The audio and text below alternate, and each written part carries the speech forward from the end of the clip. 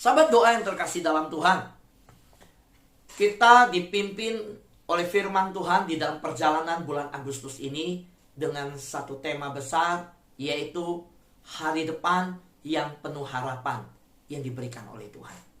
Kita percaya bahwa Tuhan yang menciptakan segala sesuatu di Kejadian pasal 1 pada mulanya adalah Tuhan yang menjadikan semuanya sungguh amat baik. Apa yang merusak semuanya? Yaitu dosa. Tuhan sudah memperingatkan kepada manusia. Tuhan yang menciptakan semuanya sungguh amat baik. Di dalam perkataan Tuhan yang pertama, yaitu perkataan pertama, yaitu mati. Pada hari engkau memakan buah ini, engkau mati. Firman Tuhan yang keluar dari Tuhan dari awal penciptaan selalu baik, sungguh amat baik, semua baik. Tapi tiba-tiba firman yang keluar dari Tuhan ada satu kata, yaitu pada hari engkau memakannya, engkau pasti mati. Kata mati yang pertama keluar di dunia, yaitu pada waktu di Kejadian ketika Tuhan memperingatkan tentang makan buah dari pohon yang baik dan yang jahat. Pohon tentang baik dan yang jahat, pohon pengetahuan yang baik dan jahat. Maka kita harus perhatikan baik-baik. Kenapa Tuhan yang dalam perkataannya jadilah langit, jadilah bumi, sungguh baik, ya kan? Pada waktu menciptakan terang, menciptakan laut, menciptakan semua baik. Perkataan Tuhan berdemikian. Tapi betapa mengejutkannya, tiba-tiba di mana di pasal dalam Kejadian Tuhan mengingatkan manusia, Adam, Hawa, engkau tidak boleh makan buah ini. Pada hari engkau memakannya, pasti engkau mati. Maka kata mati yang pertama muncullah di saat itu. Apa itu mati?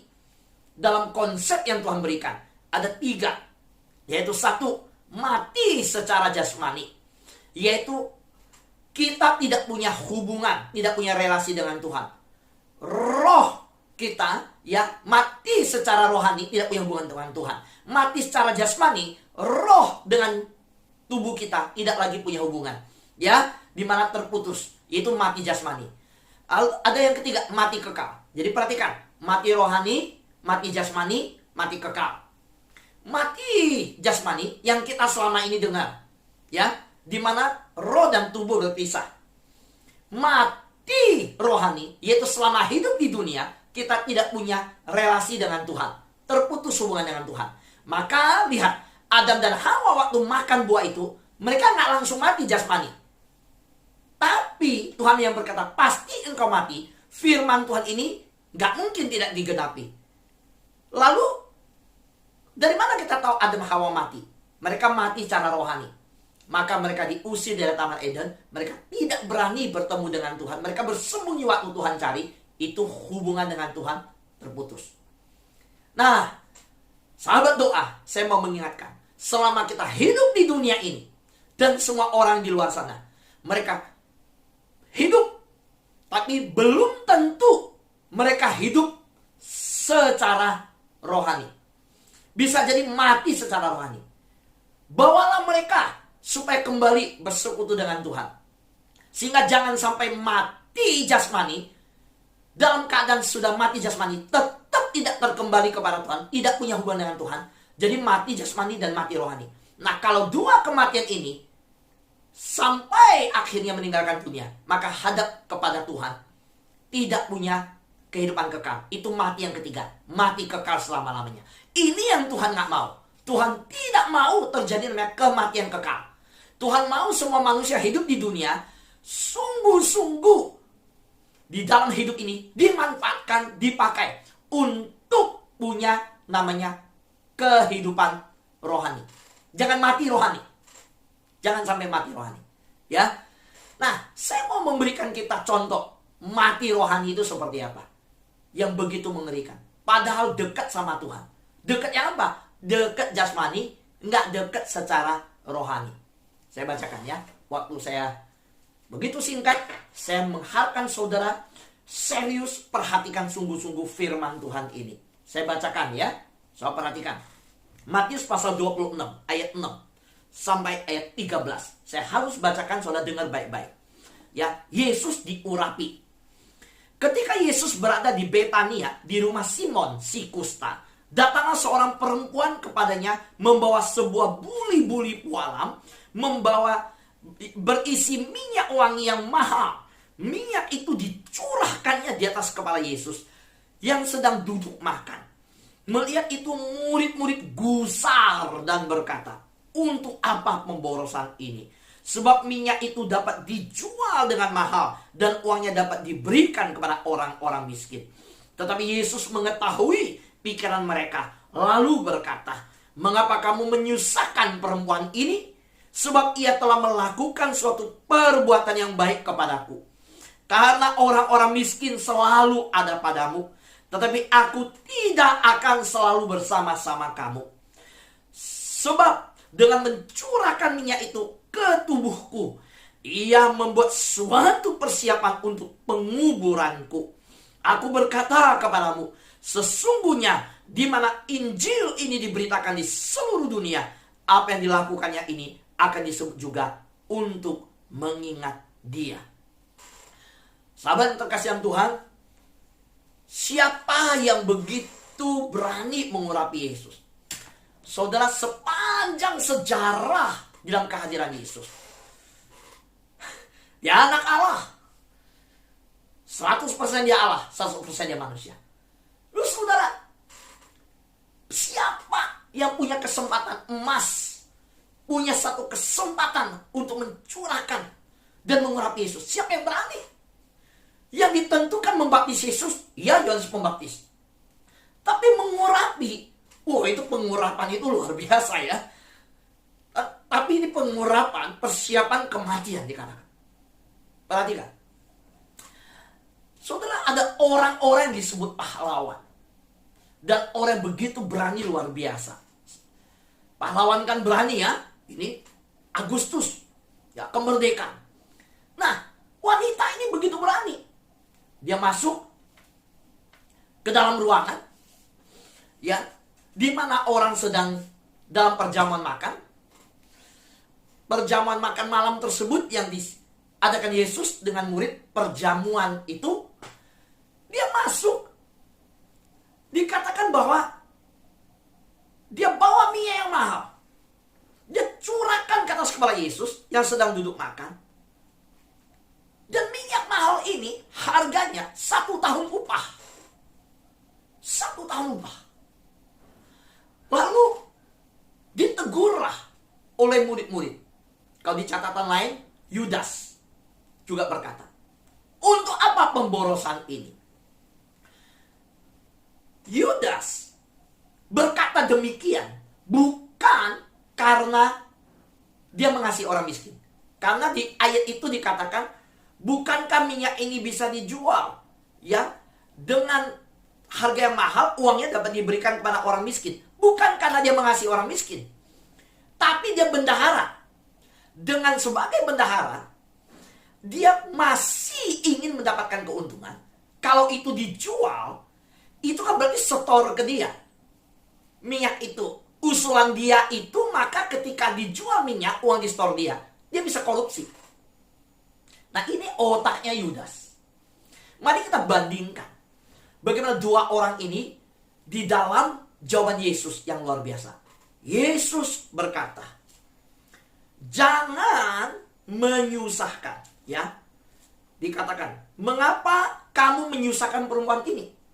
Karena mereka memakai kalimat menegur perempuan ini. Untuk apa pemborosan itu? Padahal wanita ini memberi penghargaan kepada Yesus. Penghargaan yang diberikan kepada Yesus justru dituduhkan kembali, dibalikan kembali oleh Yudas berkata, "Buat apa itu? Pemborosan itu." Wah, ini menyusahkan. Yesus bilang, "Kamu menyusahkan perempuan ini." Orang memberi penghargaan. Lalu penghargaan apa? Ini yang luar biasa mengejutkan. Kan Yesus berkata, "Sebab dengan mencurahkan minyak itu ke tubuhku, ia membuat suatu persiapan untuk penguburanku." So, murid-murid tidak sadar bahwa perjamuan, ya, di mana malam itu mereka yang sedang duduk makan, di tempat itu adalah sebenarnya bagi Yesus bukan perjamuan makan. Itu adalah perjamuan persiapan untuk pemakaman. Ingat ya, makan sama pemakaman beda. Bagi Yesus itu bukan perjamuan makan, tapi perjamuan pemakaman, persiapan pemakaman. Beda. Kalau persiapan pemakaman, ya itu penuh dengan hati perasaan yang kita tahu akan berpisah dengan seseorang. Ada kesedihan yang mendalam. 3,5 tahun. Melihat dia mengadakan mujizat, mengasihi orang miskin, melayani orang susah. Bagaimana dihina, mau pernah dilempar batu Yesus, mau dirajam. Yesus membangkitkan orang mati, disalah mengerti, menyembuhkan orang difitnah. Oh, hati ini sedih. Pribadi ini akan pergi. Pribadi ini besok selanjutnya akan disalibkan. Wah, saudara, bagaimana perasaan saudara kalau tahu orang tua kita akan dipanggil Tuhan? Bagaimana perasaan saudara kalau tahu bahwa anak kita akan dipanggil Tuhan? Bagaimana perasaan saudara kalau pasangan saudara tahu akan dipanggil? Lalu dia berkata, "Pak, ini kita makan malam. Habis makan malam ini, besok kita nggak ketemu." Diam. Kok ngomong begitu, Mama? Jangan. Nggak ngomong begitu. Bener, Pak. Ini terakhir. Udah, saya mau kembali ke Tuhan. Ayo. Masih bisa makan. Hahaha, ketawa. Enggak, langsung nggak enak makan. Garpu, sendok kita taruh. Kita langsung syok, saudara. Mama mau pergi. Papa mau pergi. Selamanya. Nah, murid-murid nggak tahu. Herannya, wanita ini tahu. Yang disebut di dalam catatan Yohanes, Maria namanya. Nah, Maria siapa? Ini begitu banyak catatan masih belum bisa diperjelas. Yang jelas dikatakan wanita di sini. Ini. Nah, dia tahu. Nah, maka perhatikan. 2 model murid. Satu murid ya yang mencari keuntungan lewat pelayanan Yesus. Satu pribadi bukan disebut murid. Dia seorang wanita yang gak ngikut Yesus kemana-mana pelayanan. Tetapi dia siap berkorban untuk Yesus.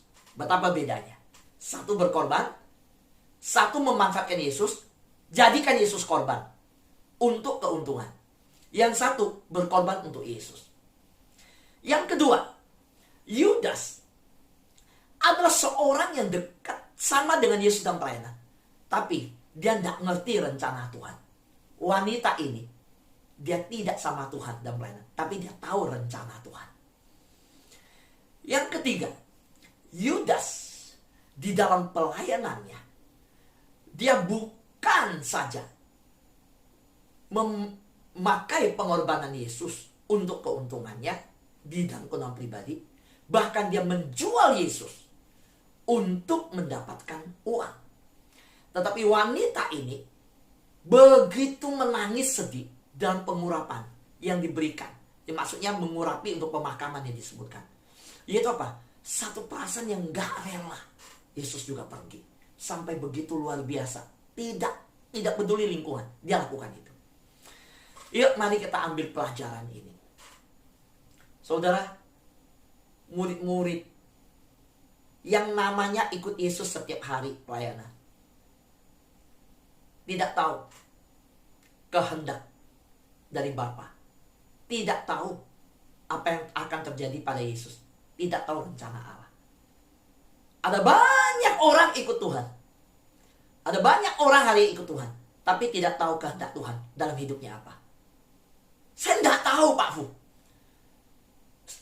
Harusnya kita di masa pandemi ini hidup melakukan kehendak Tuhan di zaman ini. Kenapa Daud disebut orang yang berkenan di hati Tuhan? Karena dia melakukan kehendak Tuhan di zamannya. Tuhan rindu setiap zaman ada orang-orang yang hidup melakukan kehendak Tuhan. Kita dipakai Tuhan dan diberi kesempatan hidup saat ini. Untuk apa? Melakukan kehendak Tuhan di saat kita hidup di zaman ini. Karena itu saudara, waktu saya lihat saat ini kegerakan Tuhan terjadi di keluarga. bukan di gereja. Gereja lagi tutup. Gereja lagi tidak bisa berkumpul. Tetapi apa yang terjadi? Terjadi kegerakan di keluarga, di mana orang tua harus melayani anak-anak. Orang tua mulai memperlengkapi, anak-anak mulai dibangkitkan. Karena pelayanan sekarang hadir di rumah. Kenapa saya bilang terjadi kegerakan di keluarga? Terjadinya di rumah. Pelayanan sekarang di rumah. Maka gereja yang bertumbuh, ada gereja yang bisa mempersiapkan keluarga, yang bisa mempersiapkan kepala keluarga, yang bisa mempersiapkan anak-anak, mulai masuk ke keluarga-keluarga. Maka saya anjurkan saudara, saya menangkap ini isi hati Tuhan nih. Keluarga-keluarga nih harus dilayani, ya, karena hadir di rumah. Kedua, media sosial. Kalau ada anak-anak Anda yang bisa bantu saya dalam pelayanan media sosial, saya masih butuh orang.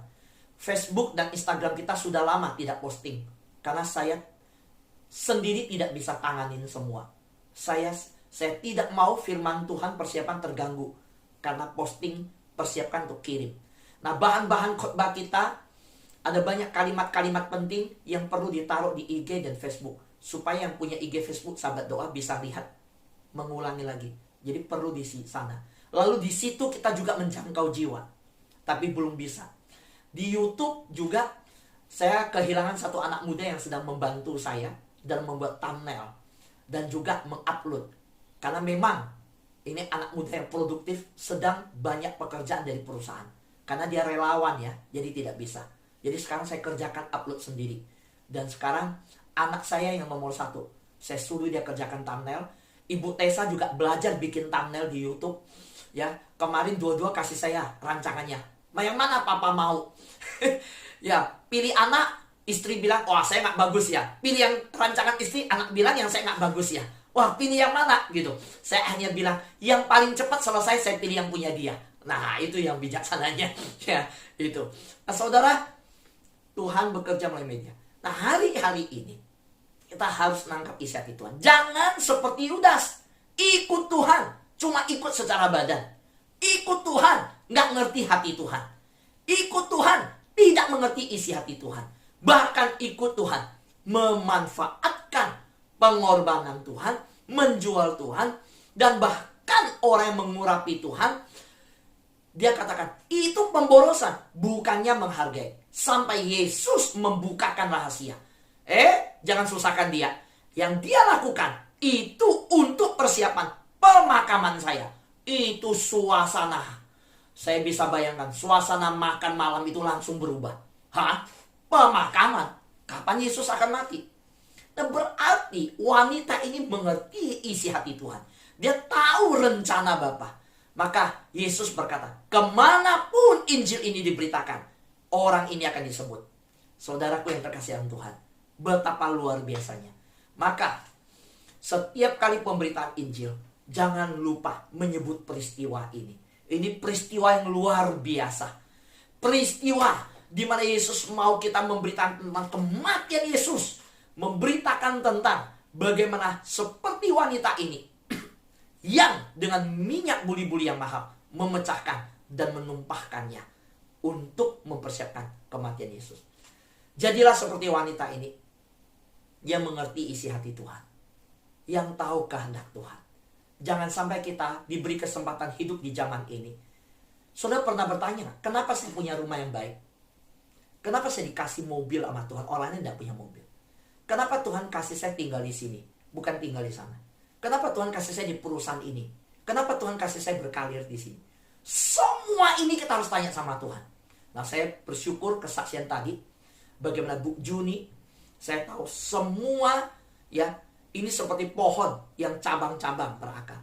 Semua yang dari Manulife hari ini, saya tahu itu dimulai di bulan Januari ketika saya ajak satu orang, namanya Juniwati Teja. Dari situ dia mulai ajak Bu Lucia, ajak Bu Meva, ajak yang lain, dan mulailah masuk semua. Pak, hanya boleh Manulife nih Pak, boleh Prudensial nggak? Oh boleh saudara, boleh Pak, boleh nggak? Apa namanya, Alien, ya boleh. Ingat saudara, ini bukan tidak ada ya, tidak ada perjanjian, tidak ada hal lain ya, tidak ada ya saudara. Siapapun boleh masuk. Sama juga saudara tanya sama saya, Pak Fu, WhatsApp grup yang resmi yang mana? WhatsApp grup yang resmi adalah yang selama ini ada saya di sana. Yang tidak ada saya di sana itu kalau dibuat dengan sebuah situasi, pemikiran yang ada silakan. Setelah itu harus ditutup, ya. Jangan lagi diteruskan, ya. Karena kita mau sehati, kita mau sama-sama, ya. Kalau saudara bertanya, Pak Fu, rekening resmi yang mana? Yang dibuka nama Pak Tommy Sulaiman, kan begitu kan ya? Yang benarnya sudah kita doakan. Pak Tommy, Pak Alek, itu namanya apa namanya? Itu saudara bisa itu untuk pembiayaan Zoom bersama-sama dan internet untuk kita. Di luar itu tidak, ya, tidak ada, hanya yang itu. Nah, kalau saudara, saya tidak tahu, saudara saya tahu ada yang pribadi hubungi saya, Pak Fu, ya, sampai dari saya tidak pernah mau umumkan, sampai ada yang bilang, Pak Fu, YouTube-nya ditaruh nomor rekening Pak Fu, tuliskan, karena saya lihat pengkhotbah lain taruh, Pak Fu nggak taruh, tidak mau. Pak Fu, waktu broadcast Zoom ajak orang doa fajar, tuliskan nomor rekening. Orang lain tulis, Pak Fu nggak mau, saya tidak mau tulis. Tapi saya juga heran, dari mana ada yang dapat nomor rekening saya? Minggu lalu ada yang transfer, Pak Fu, saya ada kasih berkat. Ya, saya bilang kalau Tuhan ingatkan kamu, Tuhan mau pakai kamu memberkati saya, silakan. Saya terbuka. Tapi saya mau kasih tahu, saudara, jadi pelayanan kita adalah pelayanan untuk memuliakan nama Tuhan. Ya, pelayanan yang seperti wanita yang mengurapi Yesus, seperti wanita itu yang meninggikan nama Yesus, yang mengerti isi hati Tuhan. Mari kita terus hidup bergaul dengan Tuhan, intim dengan Tuhan, bangun mesbah di hadapan Tuhan, undang hadirat Tuhan turun atas keluarga kita. Saudara, biarlah kita menjadi orang yang melakukan kehendak Tuhan di zaman ini, di mana kita hidup. Amin. Tuhan berkati kita semua.